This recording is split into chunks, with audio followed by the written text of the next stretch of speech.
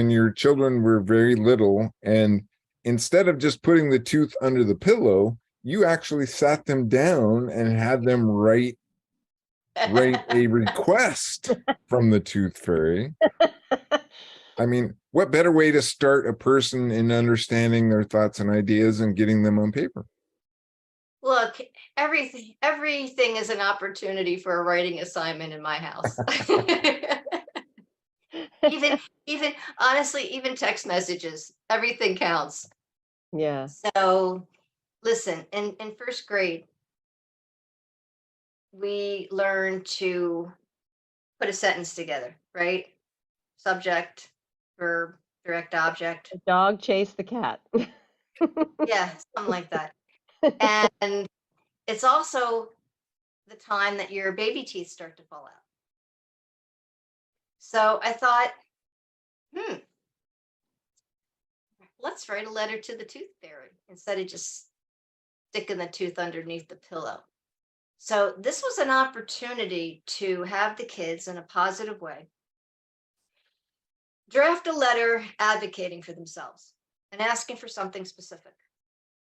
And as they were doing this, because they felt that if they wrote the letter to the tooth fairy, they would actually get what they wanted. So they they practiced their sentence construction, they practiced their handwriting. And I would sit with them and I would help them with content and with spelling if they asked me. And then after they were finished their letter, I'd say, okay, let's look at this together. And then I would take a nice color, never red, because that's fire engine angry. And I always hated when somebody marked up my paper in red. It really, really upset me. And everybody I know, when they see something come back all marked up in red, they go, oh my gosh, oh my gosh. They start freaking out. So I would take like a pink or green, I don't know, whatever, some pastel color that I happen to pick up. And I would say, this is a great first draft, knowing that there's no such thing as the perfect draft, not even adulthood. This is a great first draft. And then I would identify something that I would want to bring to their attention. I'd say, you know what, this is one way to do it. Is it okay if I show you another? And they say, okay, show me another. And they didn't arch their back because I wasn't attacking. Right. There was nothing negative about it. Just let me show you another. There's all sorts critical. of ways, right? You weren't critical. So I would show them another. And by the time we were done with the edit, the paper may or may not have been very colorful, but with pretty colors.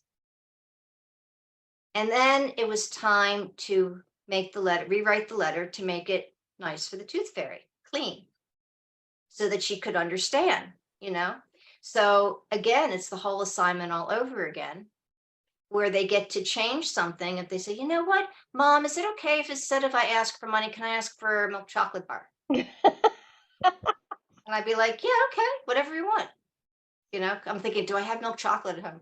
So yeah, Fairy's all out of milk chocolate. Yeah, if I'm out of milk chocolate, I'm like, you know what? You probably should stick to money because she's got a lot of kids to go, and she may or may not have time to go to the supermarket. All right. So, and then they would rewrite it and put it in an envelope and with the tooth, and that's what went under the pillow. Now this went on. I have 3 kids. Okay, they're 8 years separated from the oldest to the youngest.